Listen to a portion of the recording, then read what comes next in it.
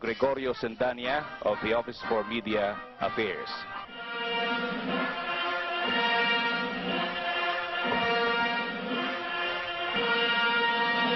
Ladies and gentlemen, the President of the United States and Mrs. Reagan.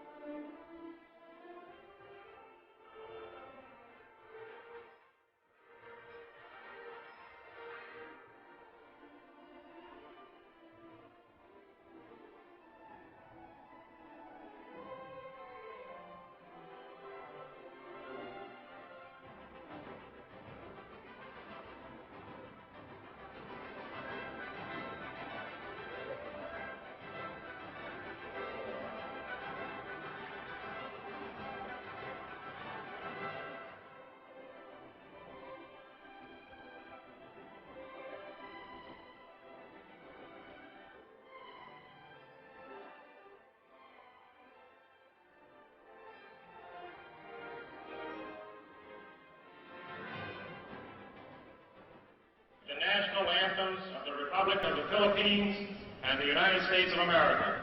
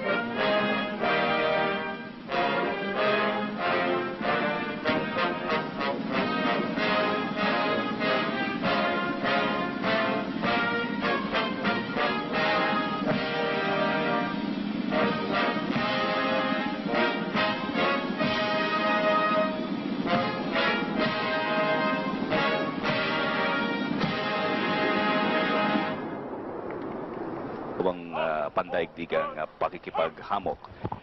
Si Ginoong Reagan, mga kaibigan, dahil lang po sa ilang bagay na ang inyo po nakikita, mga kaibigan, ay bahagi po ng tinatawag na Old Guards. Ito po ang kanilang sandatahang lakas na bahagi po ng grupong revolusyonaryo, at ito po ay kinabibilangan ng mga bahagi po ng sandatahang lakas po nila, ang kanilang lakas pangkatihan.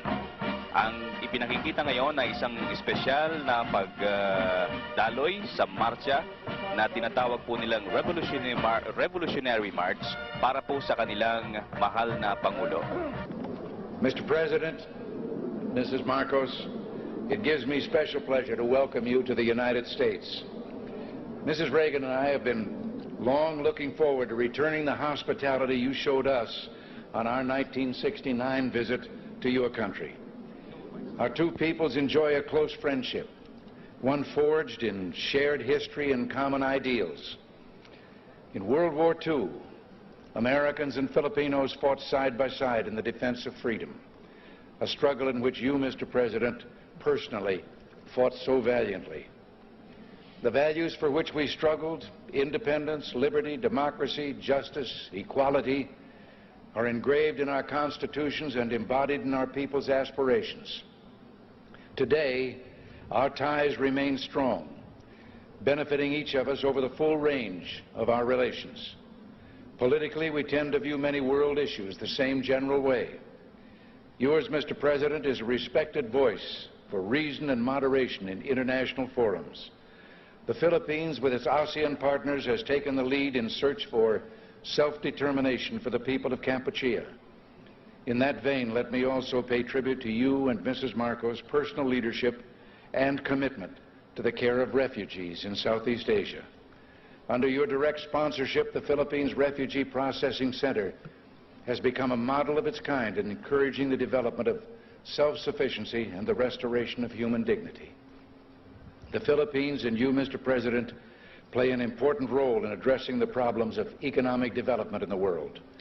At Cancun, we made a new start toward a more effective and practical dialogue and improved cooperation among industrial and developing countries. Your leadership in that area, Mr. President, is vital and widely respected. Under your leadership at home, the Philippines can boast a record of solid economic growth over the past decade, attributable in significant part to its hospitable attitude toward free enterprise and private initiative. Your country's dedication to improving the standard of living of your people is an effort in which we've been delighted to participate through bilateral and multilateral economic assistance. Your continuing interest in better nutrition has led the Philippines to achieve self-sufficiency in food grain production. You can also point with pride to the success of your rural electrification program, now bringing benefits to an increasing number of remote regions. And I find it a matter of personal satisfaction that your country and my home state of California are both pioneers in developing geothermal power to replace expensive energy imports. The United States remains the Philippines' leading trading partner, and American firms are the largest foreign investors in your country, reflecting their confidence in your progress and prospects for economic growth.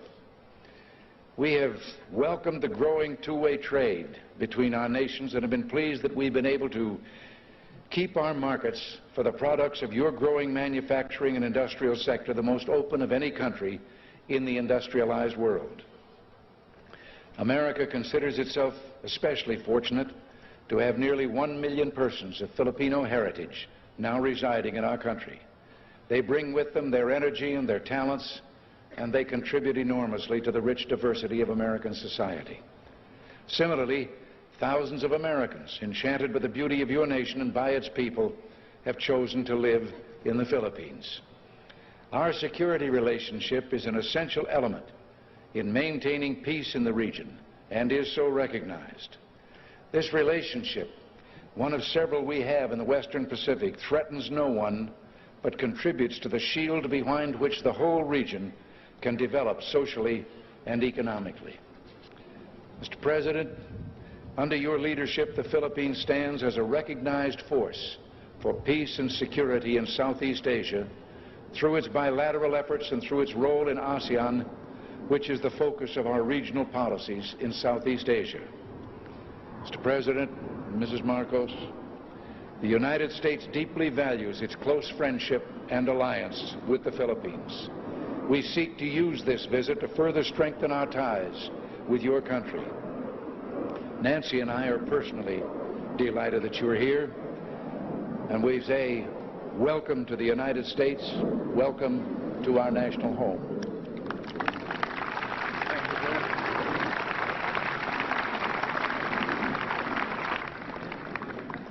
Thank you very much, President Reagan. Mrs. Reagan, members of the Cabinet, distinguished guests, my friends. On behalf of the 50 million people of the Philippines. Mrs. Marcos and I express our gratitude for your warm welcome to Washington and to the United States of America. This great and beautiful city, that is one of the few cities that was built as the capital for a great nation,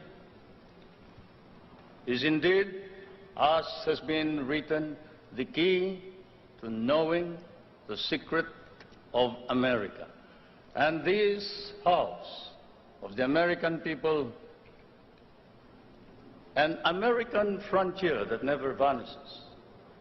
Your beautiful city with its grand memorials, its monuments, its walks, is indeed a city that memorializes the great achievements of your people for the past 2 centuries. But more than that, it keeps offering to the enterprising and the talented, the courageous and the strong, the rewards of effort and of initiative. At the same time, as I stand here on American soil, I realize that I stand on what may be the center of the government of the United States of America, here where, as I have often stated, the future is being born. The future is being born depending upon the man who is in the White House. And the man who is in the White House today certainly is creating a new future for our world.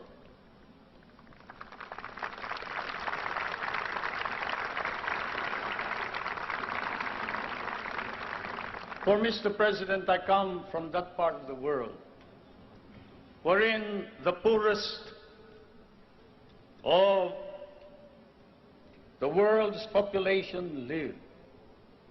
I come from that part of the world that cherishes an image of America with its ideals, its dreams, its illusions. I come from the Philippines, a part of Asia which has been molded along the principles of American democracy. We learn to love these ideals and principles, and we lost 1 million of our people fighting for them in the last war. We have always stood by these ideals. We shall continue to do so, whatever may be the cost, at the risk of our fortunes, our lives, but more important of all, our honor. We stand for the ideals of democracy that is our legacy from the United States of America.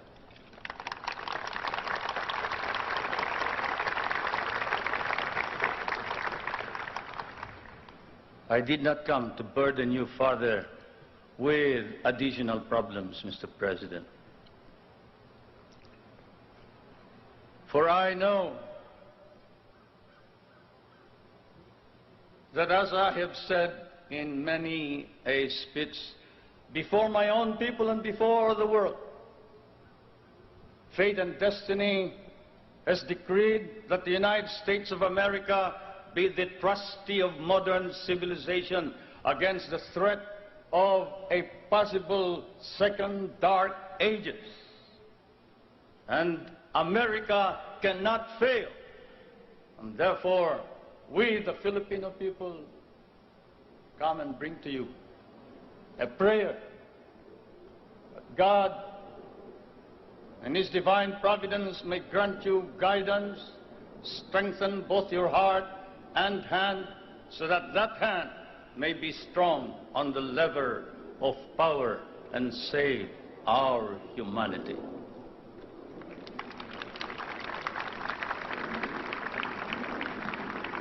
If America fails, then the world is lost. And thus, Mr. President, I can assure you that throughout all of Asia, there is nothing but a reservoir of goodwill for you, the American people, and the United States of America. Once again, may I say thank you for your warm welcome and your hospitality, which I know we will never be able to reciprocate. Thank you.